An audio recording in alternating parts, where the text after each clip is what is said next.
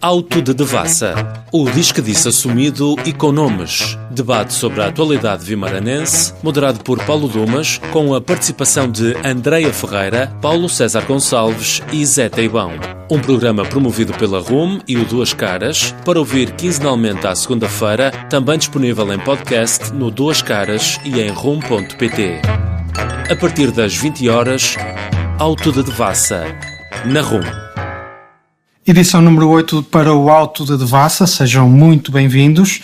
O Auto de Devassa é um programa de Catarina Castro Abreu. Eu vou estar a moderar a conversa com Andreia Ferreira, o Zé Teibão e o Miguel Teixeira, que hoje excepcionalmente substitui o Paulo César Gonçalves.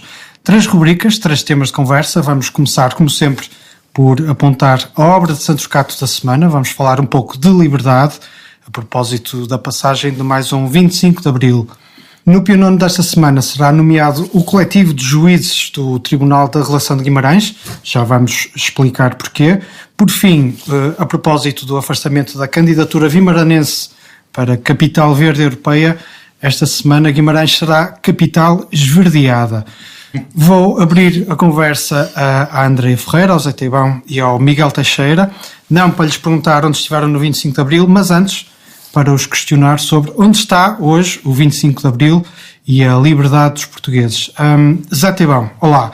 A liberdade, ou a Revolução da Liberdade, como é conhecida, traduz-se numa revolução completa hoje em dia. Por onde está, afinal, a passar a liberdade nos dias de hoje?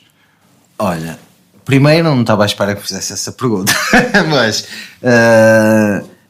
não sei dizer ao certo, mas temos assistido a muitas discussões acerca da liberdade ultimamente, não é? Muito até em torno da liberdade da expressão. Por isso a questão... Mas estás a falar especificamente em Portugal? Sim, Portugal. Bem, isto... Quer dizer, pessoalmente eu acho que ainda não estamos naquela fase da liberdade total, por assim dizer, não é? E se formos então falar de questões políticas, que eu prefiro nem entrar por aí, não é? Acho que não temos mesmo muita liberdade, ou a liberdade assim de uma forma tão expressiva quanto deveria ser.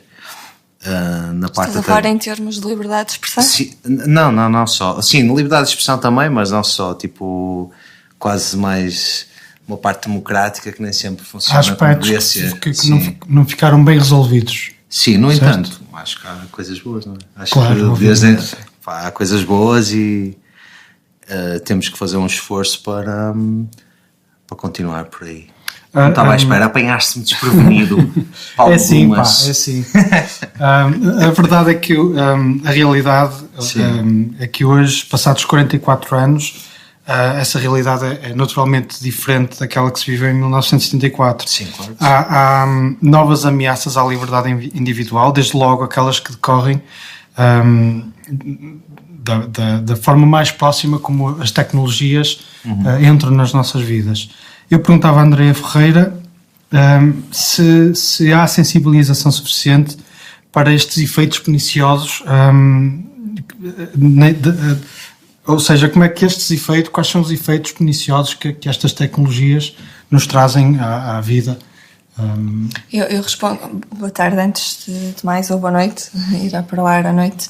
Portanto, eu respondo logo à pergunta se haverá sensibilização suficiente para os efeitos perniciosos das tecnologias. Eu acho que não. A maioria das pessoas tem redes sociais e não sabem bem no que se estão a meter.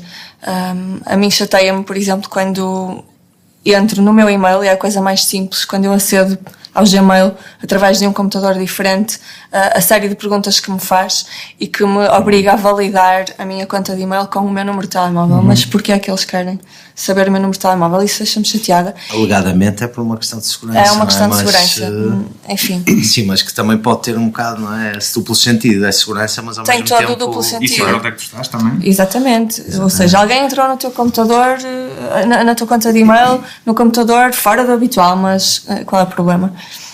Eu acho que realmente as pessoas não estão sensibilizadas para isso, especialmente quando eu vejo miúdos muito novos a criarem contas de Facebook, de Instagram, seja o que for. A idade agora até parece que aumentou, creio que no WhatsApp. Mudaram uma série de regras. Enfim, mudaram uma série de regras. Muito por causa deste caso do Facebook. Sim, mas quem é que as fiscaliza?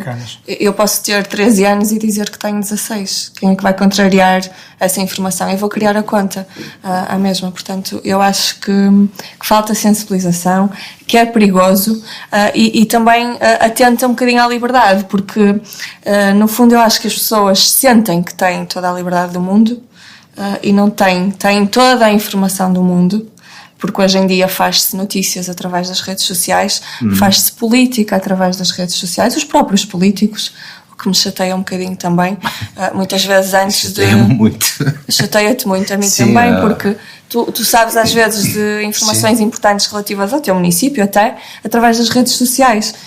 E o que é que acontece? As pessoas acham que sabem de tudo e na verdade sabem aquilo que eles querem que nós saibamos. Não há assim tanta liberdade quanto isso. Há muita informação, agora resta saber se essa é uma informação válida. Enquanto que antigamente, é óbvio que eu não quero comparar. Sim. Antigamente não havia liberdade, não havia acesso à informação, havia a censura, tudo isso. Mas eu acho que hoje em dia o facto de haver diversos meios de divulgação da informação faz com que muita gente não esteja bem informada. Esta é uma matéria que obviamente não se colocava há 44 anos, mas perguntava ao Miguel Teixeira agora de que forma esta liberdade tecnológica, eu pus aqui entre aspas, poderá condicionar a nossa liberdade não só a individual como a coletiva. Primeiro, isto vem a propósito precisamente daquele caso do como é que uma tecnologia consegue condicionar o resultado de umas eleições numa das maiores potências mundiais. Exato. Por exemplo. Antes que tudo, queria também agradecer o convite que me foi feito por este programa, à Catarina, ao Paulo, à Andréia, ao Zé e também ao Renato que está aqui atrás. Isto é muito simples. Se correr bem, tu ficas. Não vais embora. Vamos lá. Já começaste mal, é rolando. Sobre a questão da tecnologia, apesar de eu ser relativamente novo, só ter assim uns 35 anos, lembro-me quando a internet apareceu, ou pelo menos massificou-se a internet começou como um dispositivo de comunicação militar, mas quando a internet apareceu para a maioria das massas, prometia muita liberdade. Aliás, havia a questão do anonimato, de uma própria pessoa muitas vezes poder ter liberdade de procurar da informação, se calhar muitas vezes estava pouco acessível, para as pessoas poderem ser, terem mais privacidade, ou seja, as próprias pessoas poderem ser aquilo muitas vezes que querem esconder dos outros, ou às vezes quer até conectar, por exemplo, pequenos grupos de vários tipos de interesses. E isto prometeu uma nova era de liberdade, como também já prometeu, por exemplo, o cinema, isto não aparece isto no contexto, por exemplo, a rádio, mas como também já havia antigamente a propaganda, e agora temos a questão das liberdades. Isto quase que seria quase um sonho maravilhoso para qualquer ditador. Hoje em dia que nós estamos, tem as duas facetas. Exato. Por um lado, por exemplo, tivemos a Revolução Tecnológica, por exemplo, facilitou a Primavera Árabe, as Primaveras Árabes, facilitou as revoluções, por exemplo, na Ucrânia, na Geórgia. Exato. Também permite ter, para quem procura ativamente a informação e o conhecimento, permite ter uma voz mais ativa na participação, e quando isso é em democracias, uma voz ativa, seja na vida local, seja na nível nacional. Por exemplo, antigamente havia muita informação que está disponível, que só estaria muitas vezes restrita a um grupo muito pequeno, ou seria uma pessoa que tinha que se dirigir a vários sítios. Por outro lado, também facilitou muito também a própria perda se queremos alguma liberdade em algumas áreas, podemos liberdade em muitas outras áreas. Por exemplo, hoje em dia, qualquer pessoa que tem um telemóvel, se tiver sempre a localização ligada ou qualquer outra coisa, sabe onde é que o Google, o Facebook e outros, sabe onde é que nós estamos, muitas vezes com quem estamos, a própria publicidade. Tivemos a questão da interferência nas eleições agora da eleição das eleições americanas, também já se falou nas eleições britânicas.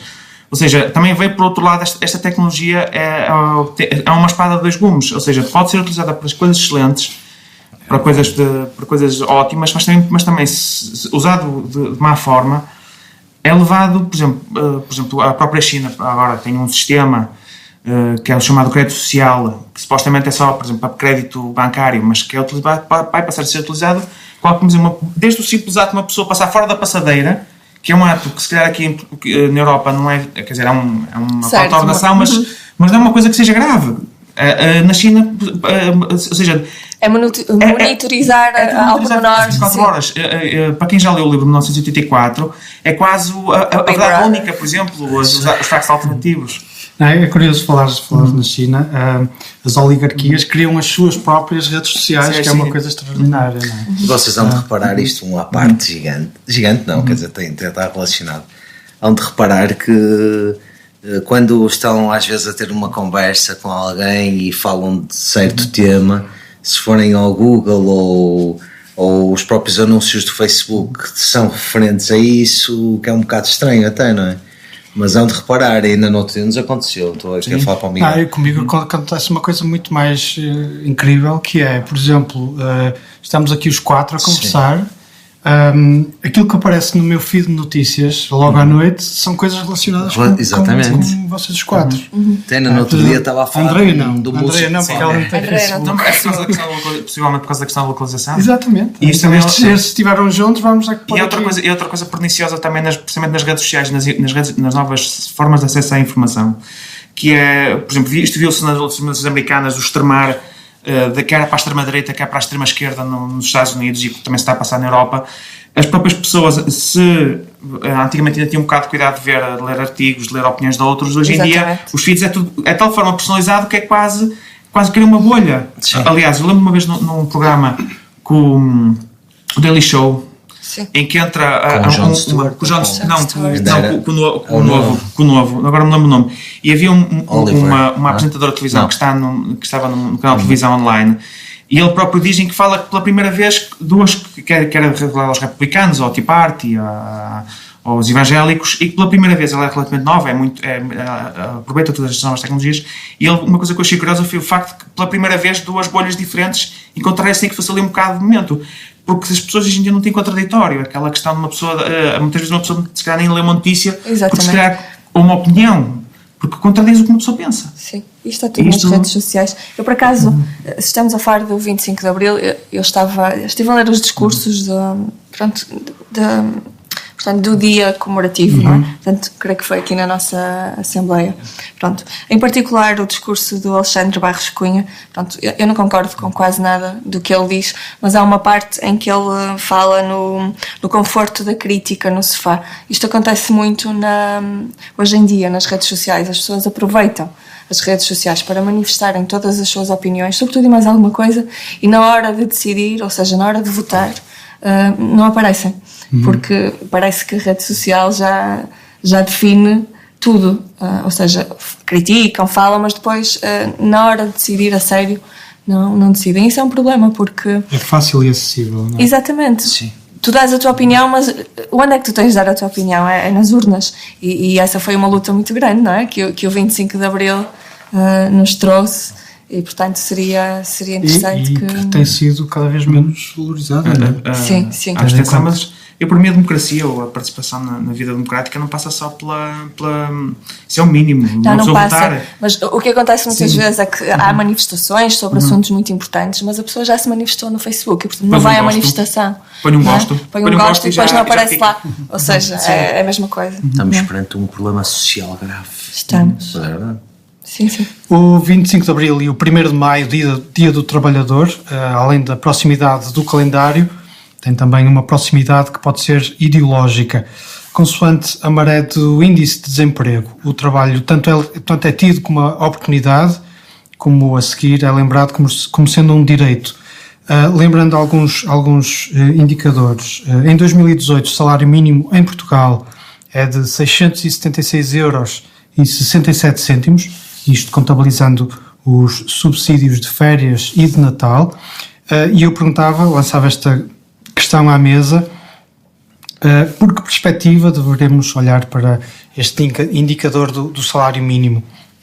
Por um lado, temos que este é sensivelmente o dobro do que era há 10 anos atrás, ou por outro lado, sabemos que ainda é dos salários mínimos mais baixos da União Europeia, isto se não contabilizarmos aqui os alargamentos de 2004 e 2007.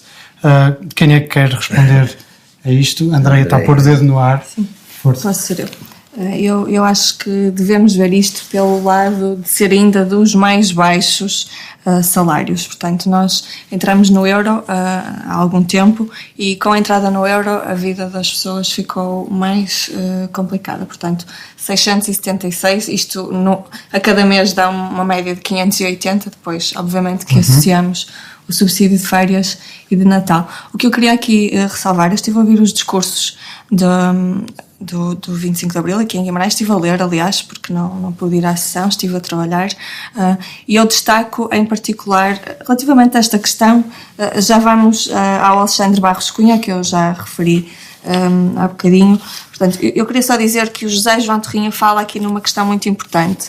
Ele diz que portanto, uma sociedade profundamente desigual não pode ser livre, e isto é extremamente importante na medida em que nós vivemos numa altura em que a precariedade existe, nomeadamente na faixa etária portanto, na minha faixa etária, a geração que surgiu depois do 25 de Abril. Eu falei aqui no Alexandre Barros Cunha, eu quase que o elegia como o pioneiro secundário, e não pelos melhores motivos. Eu estive a ler o discurso dele e apesar de que eu concordo com algumas das questões que ele aponta, no geral o que eu entendi daquilo, porque ele fala muito em gerações confortáveis, ele está a referir-se à geração que quando nasceu já tinha acesso à educação, à saúde. É óbvio que nós não tínhamos nada disso antes do 25 de Abril, mas eu não sei o que é que ele quer dizer com gerações confortáveis, porque ele depois diz que essas gerações fazem a sua crítica no conforto do sofá e que depois não se manifestam, etc. É bom lembrar que nós crescemos com sucessivos governos que falam e traduz-se muito pouco em resultados. E eu não estou a desculpar os jovens que não vão às urnas votar. Atenção, eu acho que nós temos todos que exercer o nosso direito. Agora, quando ele se refere a gerações confortáveis, a mim dá uma ideia que ele está a dizer que nós temos tudo e que não trabalhamos para conseguir... Sim, que não fazemos nada por isso, né? O que ele se esquece é que provavelmente nós somos uma das gerações que não temos uma perspectiva futura melhor do que aquela que as gerações anteriores à nossa tinha. Ou seja, havia sempre uma luz ao fundo do túnel. Hoje em dia as nossas gerações têm a vida um bocadinho dificultada, eu acho. E quando ele fala em gerações confortáveis, eu pergunto a que gerações é que ele se está a referir. Porque no seio dos meus amigos, por exemplo, eu posso nomear alguns que emigraram. A taxa de imigração aumentou significativamente. Eu acho que se calhar até quase todos nós estamos aqui, não sei, que até já ponderou isso, não? E eu próprio já ponderei emigrar. Exatamente, ou seja, nós não estamos assim tão confortáveis, porque não havendo aqui acesso a um trabalho, porque eu acho é que o trabalho é precário devido muito aos empresários que temos neste país, e a ideia da crise serviu muito para fazer com que o trabalho fosse cada vez mais desvalorizado. E depois há uma frase muito gira que ele diz, que é: em breve será feito o reconhecimento aos portugueses que, desconfortáveis mas felizes, optaram por ter filhos e garantir futuros para Portugal. O que ele está aqui com isto a dizer é que esta geração não quer ter filhos porque está confortável na sua vida. Mas ele se calhar já pensou que estas pessoas pagam com o salário que recebem a renda e pouco mais? Estás a ver? Eu não li isso, senão também estaria indignado. E estou agora indignado. O discurso eu por acaso conheço pessoalmente, embora não muito bem, o Alexandre Barros da Cunha.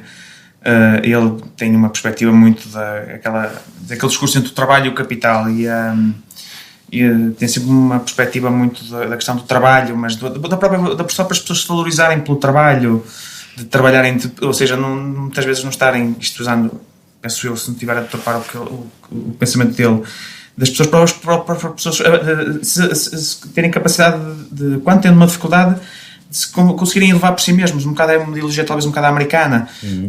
Fazerem-se à vida.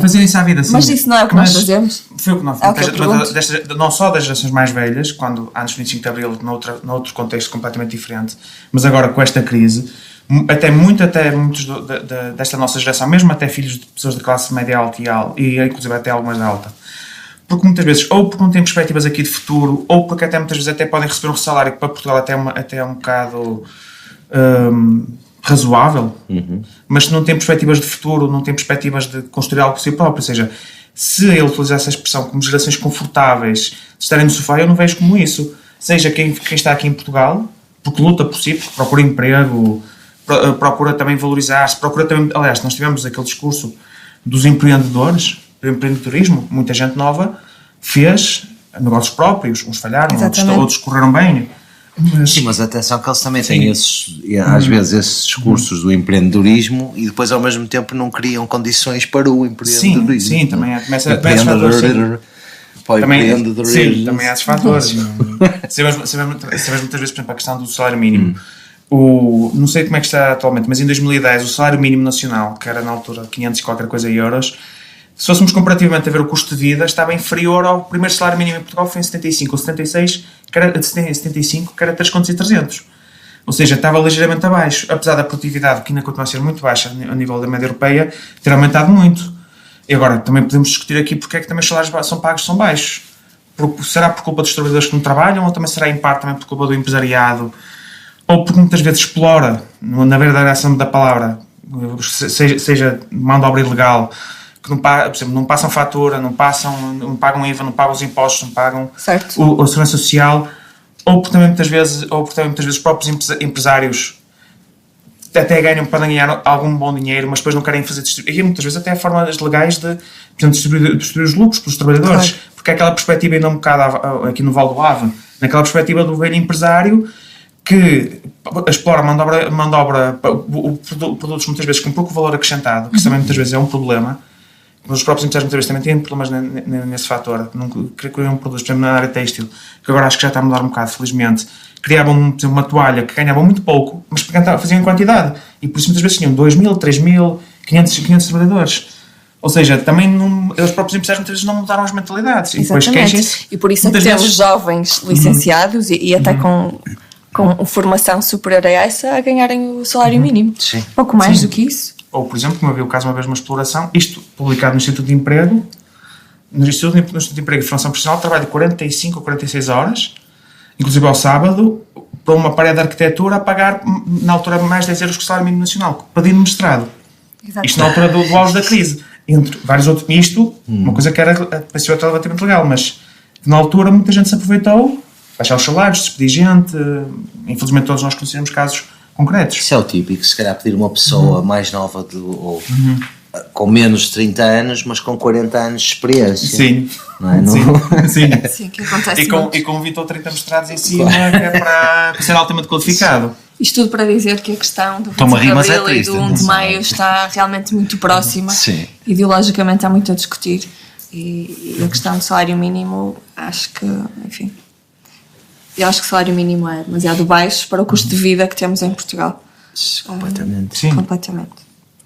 Muito bem, fechamos assim a rubrica Obras de Santurcato, que teve como tema o 25 de Abril, a liberdade, o acesso ao trabalho, a remuneração do trabalho e essa revolução sempre em curso, mas ainda sem prazo de execução. Passamos para a segunda ronda, a segunda rubrica do Auto de Vassa, o Pio IX, e desta vez teremos um coletivo com a nomeação dos juízes do Tribunal da Relação de Guimarães por terem decidido considerar tentativa de homicídio simples em vez de tentativa de homicídio qualificado o caso de um namorado que esfaqueou a ex-namorada por ciúme. Recorde-se que em primeira instância o Tribunal considerou tratar-se de uma tentativa de homicídio qualificado, decretando pena de prisão efetiva de 6 anos. Na relação, os juízes consideraram que o motivo do crime, e cito o acórdão, não pode ser classificado como fútil. Nesta instância, os juízes reduzem a pena para 5 anos, com pena suspensa. Ainda de acordo com o acórdão, os juízes entendem que matar por ciúme é um tema clássico da arte universal e intemporal. André Ferreira, que justiça é esta que verte num acórdão frases deste sentido poético invejável? É a justiça do tempo do Otelo, como eles referem no acórdão. Uma justiça que acha que um ato de paixão justifica um ato violento. E estamos aqui a banalizar a violência. É só o que eu tenho a dizer sobre isto. Acho que é ridículo. Eu não estou aqui a dizer que o jovem em questão não possa ser um bom rapaz e coitadinho íamos estragar-lhe a vida ao encafá-lo na prisão 6 anos, mas o que é certo é que o que passa cá para fora é que um ato de paixão justifica um esfaqueamento, porque ele tem ciúmes e a namorada não quer nada com ele, agora deixou e então toca a esfaquear. Pois o problema grave é esse, se isto era o que estamos a falar ainda há pouco lá fora, não é? Se isto se torna banal, não é? Exatamente. Só banalizar isto é muito grave. Estamos aqui a entrar num problema. Daí terem sido nomeados como Pio Nono, não é? Exatamente, para além de que no acórdão também refere que a questão da violência já decorria ao longo do namoro. É óbvio que não era de violência física, pelo que a ex-namorada referia, era ele querer ter acesso a tudo o que era as passwords do telemóvel, das redes sociais, a controlar as pessoas com quem ela estava. Se isto não é violência, expliquem-me o que é violência, porque é muito fácil passarmos da violência psicológica para a violência física. E se um ato de paixão justifica, então sim, estamos muito mal. E também são os próprios 5 anos, não é, de pena suspensa. Quer dizer que, deste uma facadinha, mas tudo bem, não te portes outra vez mal, senão vais para a prisão.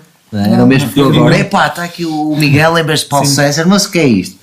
Vou-lhe dar uma facada e depois desculpem lá, não foi possível. Não foi um motivo fútil, como dizia na sentença. E depois, quer dizer, não, é grave. A relação condena, efetivamente, o ato, mas ainda assim desculpam. Aplica uma pena, não é? Ainda assim desculpam. Esta sentença, primeiro, comentar que temos de outros, aliás, como penso que a própria terminologia jurídica será essa, a de outra sentença, os de outros juízes, ou seja, os sábios juízes. Isto vem um bocado no seguimento de várias outras sentenças que nós temos tido, aliás. Sim, isto não aconteceu só por agora, aliás. Nós tivemos, os próprios outros sábios citam Otelo, tivemos o outro quando foi o caso da violência doméstica, que citou o Código Jurídico de 1887 e citou outros clássicos, pensou na relação do Porto. Ou seja, isto tem a ver com uma série de relações do tribunal, se a justiça está ou não ligada à realidade do dia-a-dia, ou seja, se vai evoluindo. Por exemplo, nós tivemos que mencionar na década de 80 aquele célebre caso da cotada Macho Latino, foi no Algarve, violação de duas inglesas, na altura deu polémica. Tivemos também há uns anos atrás aquela questão de um psicólogo que, na sentença, abusou sexualmente de uma mulher grávida quando era sua paciente, e na altura não foi considerada violação porque não tinha havido coação física e houve apenas meramente coação psicológica. Ou seja, parece um bocado que quase tem que haver sangue, literalmente, quando há crimes contra mulheres ou contra uma companheira. Quase tem que haver, quer dizer, temos um bocado, e parece quase que os tribunais, não digo que não tenham passado 25 de Abril, mas que ainda mas parece que não passaram. Também às vezes em alguns aspectos. Não, eu recordo, deixa-me só que até 1976 ainda era legítimo. O nosso Código Penal consagrava os crimes de honra, ou seja, permitia que o marido matasse a mulher caso exatamente, se ela fosse adúltera. E permitia abrir o correio. Pronto, não estamos aqui a falar da questão de género. Pronto, poderíamos falar nisso, não é o caso, porque a violência poderia ter sido de uma jovem contra um jovem. A questão é que não é assim tão antiga. Mas também esta ideia. O valor da justiça, que há bocado nós estamos a falar, a questão do valor da justiça. Se aqui em Portugal muitas vezes pensa-se que as pessoas, qualquer crime que uma pessoa cometa vai para a cadeia, tem que ir para a cadeia automaticamente. Saber que tipo de justiça é que nós queremos? Queremos uma justiça que seja retributiva ou vingativa, ou uma justiça que seja, não me lembro agora o termo correto, mas mais ou menos na área da justiça, que reabilite, reintegração, sim. Parece-me que esta sentença também vai um bocado naquela tentativa, aliás, porque os próprios atenuantes, os antecedentes, o facto de ter uma vida familiar estruturada, ou seja, valorizaram se calhar mais o fator de não vale para a cadeia porque... Sim, a parte da reabilitação. Agora, mas também há outra questão. E a mulher? Foi esfaqueada, tem escolas físicas, psicológicas... E tens a parte grave, lá está, de se banalizar isso, não é? Sim. De isto quase passar a mensagem do... podes dar uma facada, se pronto, foi por ciúmes e tal, ok, fica só assim com um avisozinho, isto é grave, não é? Sim. Miguel, mas achas possível considerar Portugal um país que se diz defensor de direitos e garantias quando tem uma justiça que responde desta maneira? Para quem não entende direito, muitas vezes é um bocado... Eu, sinceramente, tenho uma ideia muito básica do direito e da justiça e do próprio direito penal. Fica um bocado difícil responder, porque às vezes as próprias sentenças, uma pessoa sem conhecer direito, as razões que os juízes, embora tenha a ideia que muitas vezes os próprios juízes e os próprios, por exemplo, os próprios do Ministério Público têm umas concepções de justiça muito antiquadas, ou seja, ainda muito de uma justiça muito ao século XIX, mas da questão dos direitos e garantias, porque também muitas vezes é aquela questão de se a justiça em Portugal valoriza mais o réu ou valoriza mais a vítima. Muitas vezes parece que a própria justiça valoriza mais o réu ou quem comete o crime, ou seja, dá muitas mais garantias que muitas vezes o próprio apoio à vítima, seja ter sido esta ou outra qualquer. Muitas vezes é uma questão muitas vezes a própria execução das sentenças em casos não criminais muitas vezes demoram anos, porque a justiça é lenta, ou seja, o próprio facto da justiça ser lenta por várias razões leva a que a própria justiça não seja aplicada, ou seja, a sentença foi corrida, ficou fechada, não há apelo de recurso, mas depois para a execução demora anos. Isto será a justiça? Eu creio que é mais ou menos evidente entre os portugueses que a justiça em Portugal funciona mal, e já não falo tanto na qualidade das sentenças que são produzidas, mas na qualidade do sistema de justiça, nessa tal morosidade no funcionamento de todos os processos. Há reformas, ciclicamente são anunciadas reformas do sistema de justiça, mas a verdade é que não parece que haja muita vontade ou coragem de mexer no estado atual das coisas. Isto é uma espécie de obras de Santrocato também, não é? Sim, é bastante. São obras de Santrocato, lá está, totalmente, porque é preciso, essa reforma é necessária, não é? Mas lá está, falta se calhar essa iniciativa, mas é pena que realmente, se realmente houver um certo receio de reformular tudo, lá está, é pena, não é? Realmente as coisas precisam de algumas ligeiras mudanças que podem fazer toda a diferença para a sociedade neste caso. Mas sim, mas já percebi que estavas aí a encaixar as obras sem trocato. Sim. Bom, passamos para a terceira e última rubrica deste programa. Desta feita teremos Guimarães, capital esverdeada, por não ter sido selecionada para a capital verde europeia. A notícia surgiu para gáudio de uns e para azia de outros. Certo é que Domingos Bragança, o Presidente da Câmara, uma das caras de todo este processo e que defendeu a candidatura até ao fim, sem que pudéssemos esperar de outra forma, diga-se, já anunciou que Guimarães voltará a apresentar uma candidatura. O que é que Guimarães terá que resolver primeiro, antes de se candidatar de novo a uma capital verde europeia? Andréia Ferreira? Antes de mais, acho que, enfim, vamos bater no ceguinho. À cabeça está a despoluição do nosso tão falado rio. Não há outra coisa a dizer, não há muito mais a falar sobre isso, portanto, eu posso destacar outras questões, e para mim uma das mais importantes é a da mobilidade. Aliás, no relatório apresentado pela comissão que avaliou a nossa candidatura, precisamente a questão da mobilidade ficou bastante aquém daquilo que seria de esperar numa capital, numa cidade que se quer candidatar, e neste caso que quer alcançar o título de capital verde. Desculpa lá, o que eu ia dizer é que são coisas, lá está, que também não estão aí no relatório, etc, mas são coisas visíveis, tipo quase empíricas, não é? Porque toda a gente consegue ver isto, mas está com muitos problemas em termos de mobilidade. Mesmo a parte do Rio igual, não é? Sem dúvida. A mim o que me surpreendeu, eu estive a ler o relatório, pronto, a candidatura nós não temos acesso a ela, não é? Será depois publicado um livrinho, todo catita, certamente. Mas no relatório falam aqui na qualidade da água como sendo um dos piores indicadores. Isso, por acaso, posso dizer-vos que me surpreendeu, tendo em conta que aquilo que eu ouço é que a nossa água é qualquer coisa espetacular, o sumo da vida. Enfim, não... A água de consumo. A água de consumo, sim, exatamente. Sim. Estamos a falar na qualidade da água de consumo, creio eu. E eu tinha a ideia que a nossa água estava considerada uma das melhores do país. Como é que estarão as outras águas, então? Nem quero saber. Mas sim, há muito a fazer. Pensei aí, tu disseste agora de consumo, pensei que também que fosse das águas, não? A qualidade da água do consumo, porque eu entendi do relatório. Portanto, isto surpreendeu-me. Há que esclarecer este assunto, acho eu. Eu como vimaranense, gostava de ver isto esclarecido. E eu até digo mais, esse e os outros assuntos também. Os outros assuntos também, como é óbvio, mas este em particular, acho que não estou enganado, eles estão sempre a falar na qualidade da água, portanto... Mas é certo e sabido que a Câmara muitas vezes se esconde dos problemas, não é? De responder aos problemas. Claro, mas eu espero que daqui para a frente... agora tem um dever cada vez mais acrescido de o fazer. Claro, sem dúvida. Não é? Explicar, exatamente. Falaste um bocado de esconder o gato escondido com o rabo de fora. Por exemplo, vendo as notícias na Câmara, no site da Câmara, por exemplo, a uma altura disseram que tínhamos mais...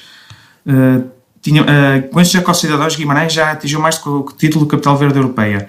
Aliás, o próprio Presidente da Câmara diz que isto não é que é o caminho também que é importante fazer. Certo. Ou seja, a Capital Verde Europeia é um reconhecimento de algo que já se fez e de algo que se quer fazer para o futuro em termos de sustentabilidade ambiental. Acho que é um tema para todo este novo século. Mas, aliás, eu também estive a ler com cuidado, não a candidatura, que infelizmente acho que também está inacessível, mas todos os 12 fatores que quem quer valer da candidatura. E temos alguns muito bons. Por exemplo, fomos o segundo, por exemplo, a adaptação às mudanças climáticas, fomos o segundo também na performance energética, fomos o segundo em natureza e biodiversidade, mas também, ou seja, temos coisas que nos valorizaram muito e eles falam de muitos dos programas que foram feitos, por exemplo, o Ecopegadas e as Brigadas Verdes, embora também depois a uma altura falem que falta informação sobre as Brigadas Verdes. Eu analisando um bocado a candidatura, ou pelo menos tentando extrapolar do que é que foi a candidatura no que foi depois o relatório técnico, parece-me que a candidatura, além de, por exemplo, em algumas partes terem excedido o número de palavras, que corta se calhar muita coisa que ficou de fora, noutras coisas falta muita informação. Aliás, os grandes critérios pelo que eu estive a analisar, fala de grandes problemas, por exemplo, na questão da mobilidade. Por exemplo, diz que há planos, mas que falta informação, também falta mais empenhamento. Por exemplo, outra que também já falaste da questão das águas. Aliás, a uma certa altura até falam, por exemplo, que falta dados, por exemplo, quase que dizem, por exemplo, a aplicação da cidade, quase que tem frases poéticas para ilustrar a situação em Guimarães. Exato. Infelizmente, dentro dessas imagens, que quase podem entrar dentro de uma brochura turística, muita da informação não é dada ou apenas é dada de forma subliminar. É floreada. Isto muito mais para baixo, ou seja, e depois começa aqui a dizer que falta muita informação, ou seja, esta candidatura também não sei se também poderá ter falhado, porque esses critérios também se poderá ter falhado porque falta muita informação, também falta muitos planos de ação que eles próprios aqui referem, falta muitos planos de ações em várias áreas, precisamente nestas três áreas, mobilidade sustentável, como já falaste, da questão da água, também fala, por exemplo, aqui o nosso Paulo Dumas falou num artigo de opinião, e que eu concordo, por exemplo, aquela questão de, por simplesmente, as candidaturas não referir, ou pelo menos publicamente, não referirem a questão do Rio Ave e dos seus afluentes. Ou seja, não só do ponto de vista de poluição, mas também do ponto de vista da água para o futuro. Ou seja, há várias falhas, mas também também se calhar não é o fim do mundo. Por exemplo, Lisboa foi a 4ª vez que se candidata. Poderá ganhar, poderá não ganhar. Mas ainda falta muito trabalho, não só na candidatura, mas também uma ideia... E estamos todos de acordo que é uma ótima iniciativa. Sim, mas falta, por exemplo, ao contrário da Capital Europeia da Cultura e da Património da Humanidade, que foi o coroar de uma série de... E depois também, claro, o trabalho continua sempre, mas um coroar de uma série de décadas de trabalho de várias câmaras, de vários presidentes da Câmara, de que começou... Já nem falo antes do 25 de Abril, mas antes depois do 25 de Abril, que há um consenso político, como houve agora, mas um consenso político de prestar na área patrimonial, para o turismo, questões históricas, a questão da própria forma de viver a cidade, a cultura também como forma de inclusão das pessoas. A Capital Verde Europeia parece-me que, até porque há vários problemas, por exemplo, aquela mania não, mas de repente, quer dizer, a ciclovia, construiu-se uma há 20 anos atrás, teve-se 20 anos, Braga, Famalicão e outras cidades fizeram várias ciclovias, não só de passeio, mas também de transporte, e aqui de repente a Câmara lembrou-se que estava 20 anos atrasada e na minha opinião fez bem, mas uma ciclovia... E nós falamos isso noutro programa anterior, em que referimos, até acho que fui eu, que lá está, a ciclovia ok, faz falta e é uma coisa boa, mas que o dinheiro que foi gasto nisso podia ter sido perfeitamente aplicado e deveria ter sido aplicado com prioridade na reabilitação dos rios, com a despoluição, etc. Ou a mobilidade, porque isso não resolve a mobilidade, não é? Sim. Falta um trabalho. Pode resolver, mas efetivo. Parece-me que me falta, não só na Capital Verde Europeia, falta-me um plano estruturado. Sem dúvida. Não é só da Capital Verde Europeia, ou seja, um plano ambiental, um plano de mobilidade, que nem sei sequer se existe. Chegou-se a falar que se ia ser feito. Não se existe, eu nunca ouvi, sinceramente, pode-me ter escapado. Ou seja, há um problema de como se fez, e há uma série de boas práticas no que já se fez anteriormente, quer na cultura, quer na área do património, de se aplicar isso também no ambiente.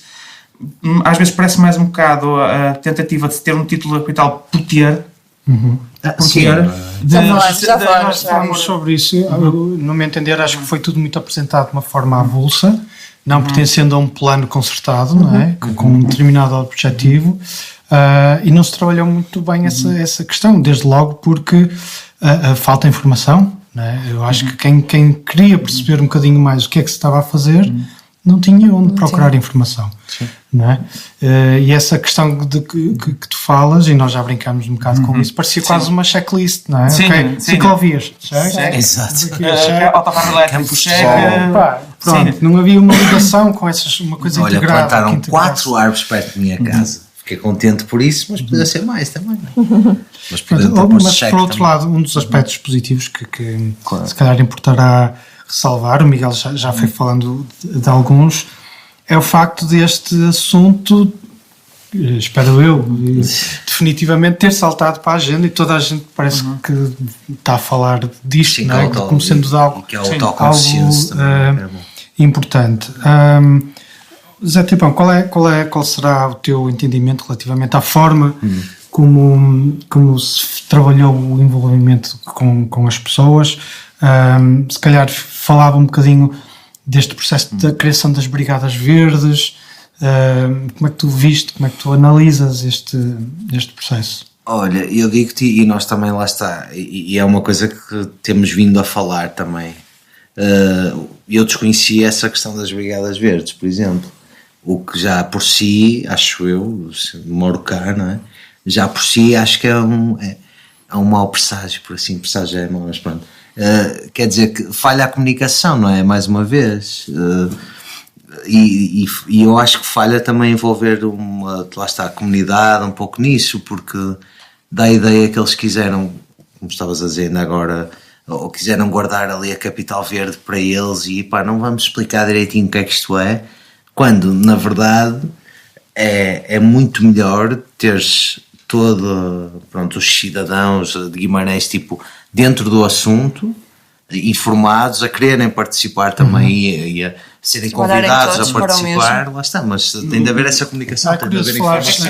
A candidatura, a análise técnica é um bocado, nesse ponto é um bocado, fala uma certa parte, penso que é na parte da governance, não sei se só para poder chegar à governança, fala que há boas práticas de divulgação e de envolvimento com a população, mas também parece-me que outras partes, aliás, isso é um dos critérios fundamentais na atribuição do título, é precisamente o envolvimento dos cidadãos, ou seja, não sei só o trabalho de uma Câmara ou das instituições, o envolvimento dos cidadãos, também um papel ativo, e parece-me que também não há propriamente, ou seja, tirando as Brigadas Verdes e outras, mas há certas partes também que, ao contrário, por exemplo, quando foi a Capital Europeia da Cultura, não há propriamente um envolvimento das pessoas, há ali qualquer barreira que foi ali quase às portas de Santa Clara que não deixa entrar para dentro. A questão aqui será como é que são criadas essas Brigadas Verdes, não é?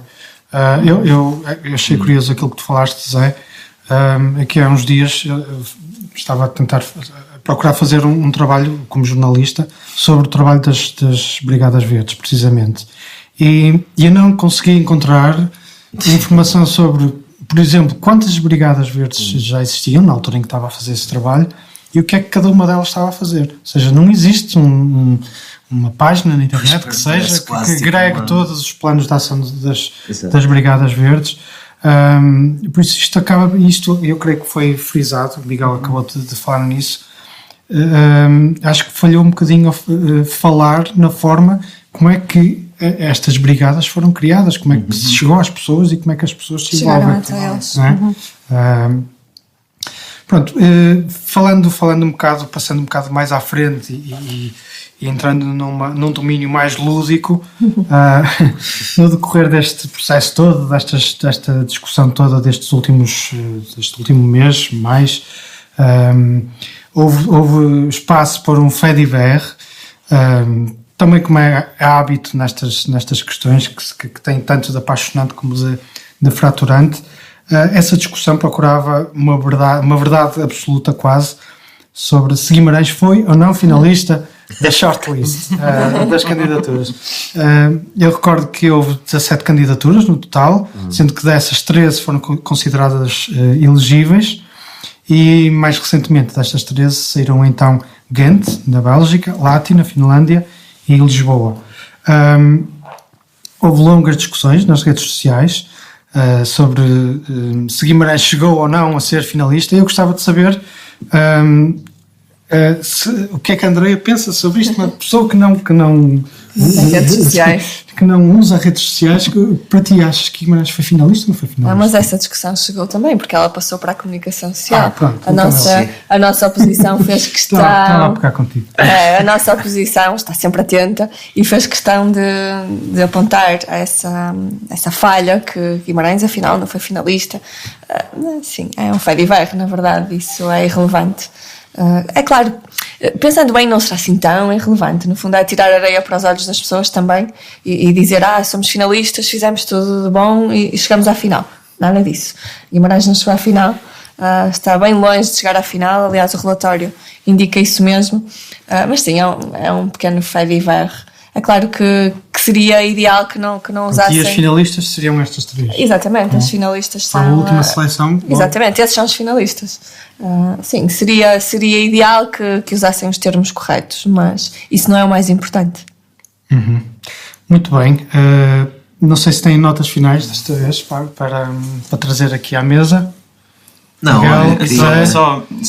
só para dizer a questão de se Guimarães foi finalista ou não. Primeiro, concordo com o André que isto foi um bocado a tirar areia para os olhos na questão de se Guimarães é finalista ou não. Primeiro, acho que foram 17 candidaturas, isto lendo na página 5 do relatório técnico, diz aqui: o total de 17 cidades aplicaram para a Capital Verde Europeia de 2020, dos quais 13 candidaturas tiveram aplicações válidas. Não falo aqui de finalistas. Não sei se o termo é utilizado no site da Comissão Europeia. Não encontrei, portanto, finalistas. E depois aquela questão, se consideramos finalistas, são os 3 que ficaram no final, que é o shortlisted.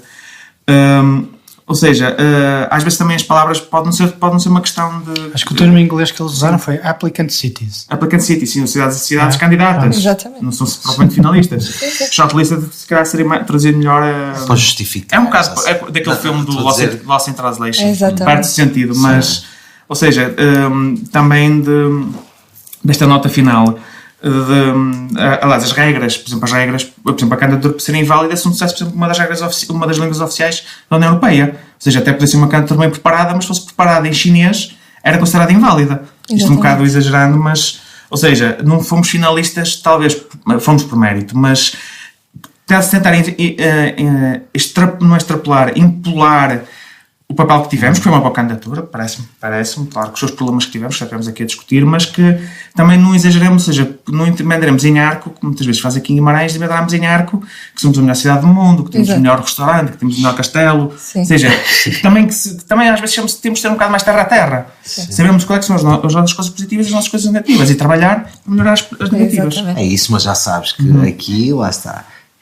E isto foi um bocado para tentar esconder isso, não é? Aquela salvaguarda do nós realmente fizemos coisas muito boas, até fomos considerados finalistas, mas não deu ainda. O comunicado de imprensa, quando refere que Guimarães não foi candidato, não foi finalista, shortlist, o que se quiser chamar, diz que Guimarães foi elogiada pela Comissão Europeia, que se calhar até foi verdade, certo, mas quer dizer, ou seja, não se tenta ser um bocado mais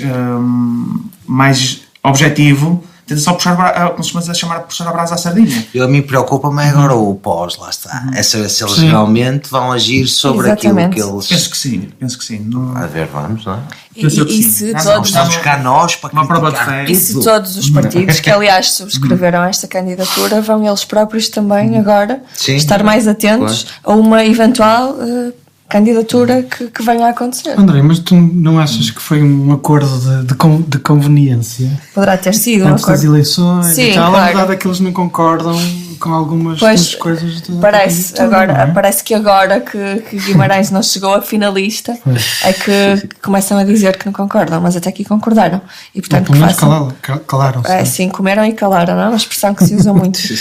Mas é bom que agora também fiquem mais atentos e que digam as coisas como elas estão. Que se esqueçam dos fediverros e que trabalhem todos para o bem comum. Sim, ia dizer que pronto, hoje tivemos aqui o Miguel Teixeira a substituir o Paulo César e lá está, e por uma questão de praxe acho que devias cantar o New York. Meu Deus, era para perder passando aqui todos os espectadores, que eu tenho uma voz. Só não digas que a inscrição aqui Nasceu Portugal está no Castelo. Exatamente. Sim. Está bem. Tá? Fechamos? Está, sim, senhor. Ok, fica então dado o ponto final nesta 8ª edição do Alto de Devassa para o dia 30 de abril de 2018. Estive a conversar com a Andreia Ferreira, o Zé Teibão e o Miguel Teixeira, a substituir excepcionalmente o Paulo César Gonçalves. A produção foi da Catarina Castro Abreu, a moderação de Paulo Dumas, o som esteve a cargo do Rolando Ferreira. Hoje Renato, por alguns momentos. Peço desculpa que há bocado enganei-me no nome. O programa vai para o ar através da Rádio Universitária do Minho e estará disponível em permanência em podcast no Duas Caras. Voltamos de hoje a 15 dias com outros temas, outras conversas. Desejamos a todos ótimos dias de trabalho ou de lazer ou o que quer que queiram fazer. Muito boa noite. Guimarães in the night.